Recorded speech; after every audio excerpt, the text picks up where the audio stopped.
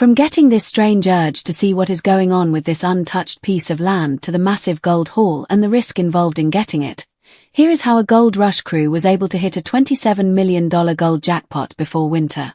As Ned Stark murmured on a fateful night at Winterfell, "Winter is coming." As much as this is a huge deal to the people of Westeros, many of us that tune into the Gold Rush TV show to see the likes of Parker Schnabel and Tony Beats lead their gold mining crews into one of the many mines found in the Yukon know that also spells bad news for the miners. Sure, they won't have to deal with White Walkers, but they may have to deal with something that may prove to be conceptually worse. The end of the gold mining season. With the cold and frost of the winter covering every inch of land, they just won't be able to get their hands on that beautiful gold. With that in mind, Parker Schnabel and his men were ready to leave the gold mines for the rest of the year. However, there was this explosion that brought a halt to everything. Sure, they had been able to mine about $27 million out of the area, but this goes a bit deeper than that. In this unusual tale, we find that Parker was ready to risk the well-being and the condition of his two heavy dozer machines. "I started my life here, and my goal is to see if there's a lot better ground out there that we could be mining. Would Parker and his crew be able to reap the rewards of this risky move? Well, there is only one way to find out, isn't there? As we may have hinted at a few moments ago, Parker and his team had been digging through the mines in the Yukon for the entire season. This time though, it seemed as though his focus lay on new territories in the vicinity. However, there was this small area of land that had been surveyed by Parker and his team during the season. But it was left alone because they hadn't found any special vein of gold. As a result, it was pretty much abandoned by Parker and his crew. That is until the last days of the season. At that point in time, Parker and his men had received the final warnings that winter was slowly but surely upon them. Hoping to avoid getting stranded out there under a heavy blanket of snow, Parker and his team hurriedly carried on with the pacing up of the process. For some reason, though, it was during this time that Parker's mind fell on this old drone footage that no one had looked at for quite some time now. He remembered that there was a section of this piece of land that just looked different. Initially, no one was really interested in seeing what was going on over there. However, as time went on, Parker decided that it may be best to take another look at that piece of land before they decide to write it off once and for all. That is when everyone was surprised by the discovery of this bright glowing vein that was buried deep within the land. This vein was so rich that it was guaranteed to get Parker and his men tens of millions of dollars should they be able to extract the entire load of this vein and then some. Looking at the glowing vein, people were left to wonder why they hadn't been able to find it all season. After all, they had actually come to scan the area some time ago. Could it really be a mistake? Well, whatever the case may be, it seemed as though this part of the piece of land wasn't mapped out. And as such, they missed out on this massive haul of gold. Well, now that is over because every time they dug into the land, they were scooping out tons of gold. In the end, this discovery proves itself to be one of the biggest master strokes that Parker and his team had ever pulled off during the duration of the show. The discovery of this vein was so startling that some could not believe that it occurred by providence. In fact, there were many on the internet who claimed that the vein had been located at some point in the past.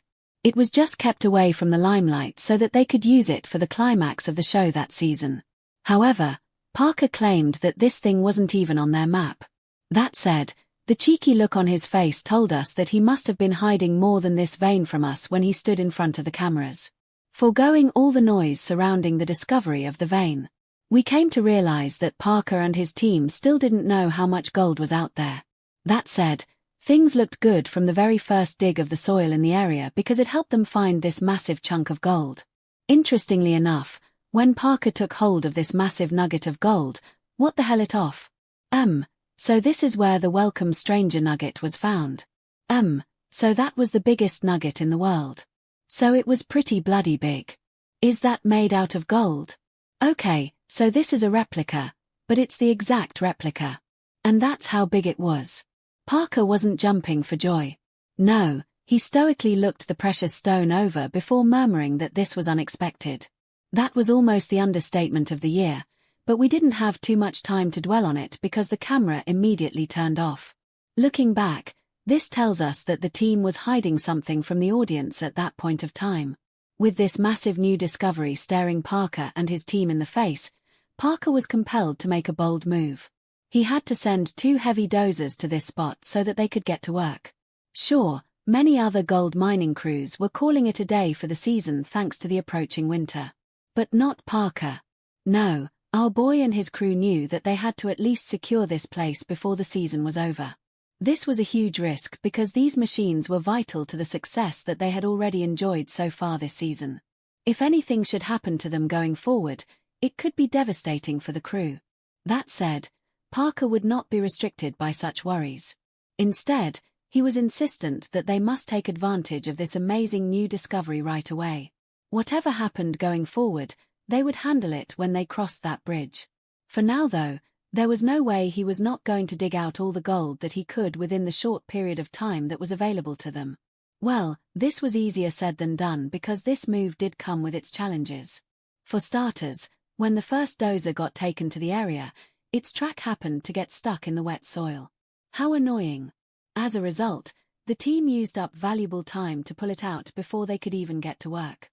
As if that wasn't bad enough, they also had to bear another annoying setback because the pressure in the hydraulic system of the second dozer was just too much for it to handle. As a result, the team had to stop work again because a pipe just happened to explode due to said pressure. A splintered tree branch punctured a hydraulic steering hose, disabling the loader. I would say there's not much of life left in that. No, none whatsoever. Well, I'd still like to get a trowel test done. We'll do the actual shoveling the hard way by hand. I think that you guys could probably go detect whatever you can find. As you can imagine, this served to unnerve much of Parker's crew. It was so bad that some of the men in the team actually started to question Parker's sanity. Why would he want them to go through this? Surely, they could have waited until next season before they dug into this rich vein of gold. Well, Parker didn't care about their worries because in his head, if the vein is found, then it is worth digging in. If not, then the season was going to end anyways. As such, the team was forced to ponder again on their leader's state of mind. Was he just stubborn or was he actually losing it? Whatever the case may be, Parker would end up having the last laugh because he and his team would walk away with almost $30 million worth of gold. Let's not get it twisted. Parker and his team did suffer some losses.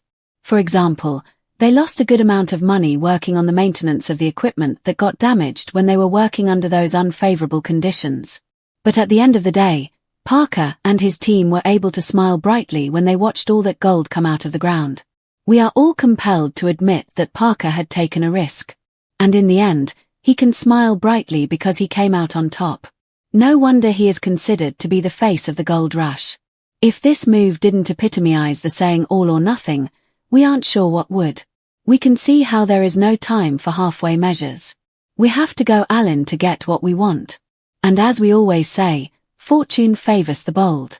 In this moment, Parker was bold in his decision to stay back so that they could extract all the gold they could from this initially unnoticed piece of land. This was made even more exciting by the fact that Parker not only beat himself and his team's levels of endurance to get this gold out of this rich vein, they were also beating out the competition. After all, we all know that there is a ruthless race to the finish when it comes to these gold miners and their targets for the season. This fierce competition is even fiercer among the trio of Parker Schnabel, Tony Beats, and Rick Ness. Each mine boss has their own strategies and have enjoyed varying levels of success. After all, that is why they can return to these mines every year. In view of this, it seems as though Parker may have taken the biggest risk out of the trio this season.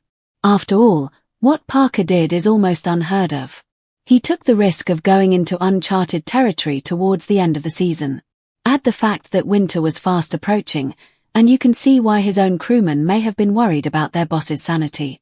Once he got it into his head that there was a chance of seeing gold in those mines, he knew that he had to take the risk.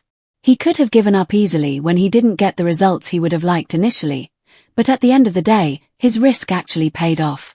How do you make that transition, from mining in one place to the next?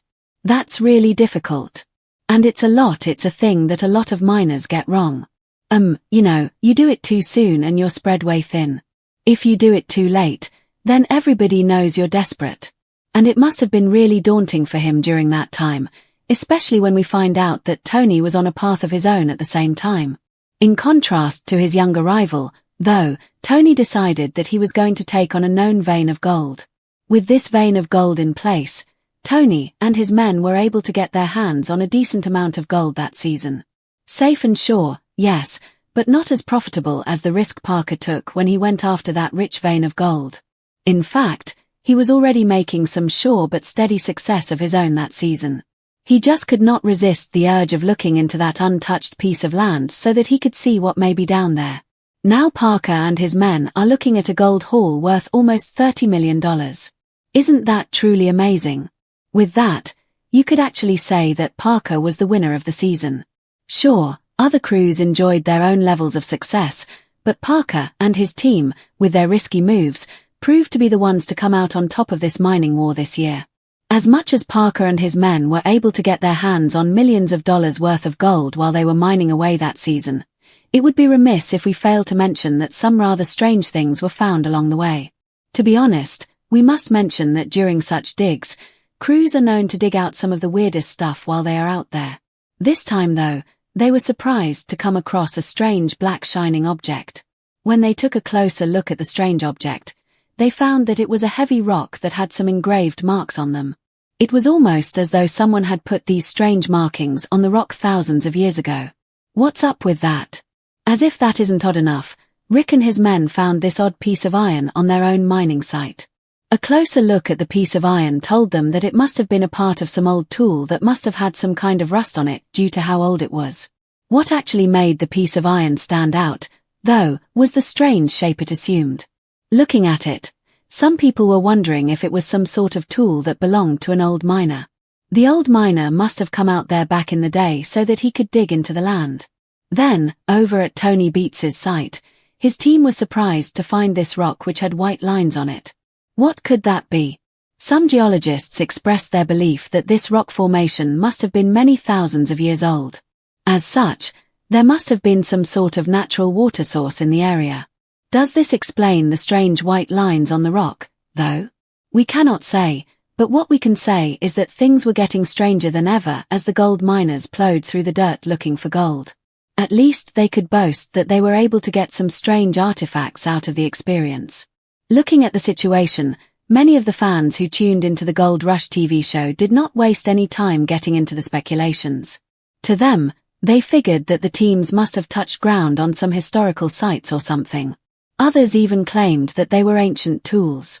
The most bizarre conclusion was that the items must have belonged to aliens. Whatever the case may be, the only thing that was clear right now is that Parker and his men were willing to risk it all, and as a result, they were also able to get it all. Maybe that is a much-needed lesson for some of you watching this video. That said, we would always be on hand to see how Parker and his men get on while searching for gold on Gold Rush. From getting this strange urge to see what is going on with this untouched piece of land to the massive gold haul and the risk involved in getting it, here is how a Gold Rush crew was able to hit a $27 million gold jackpot before winter.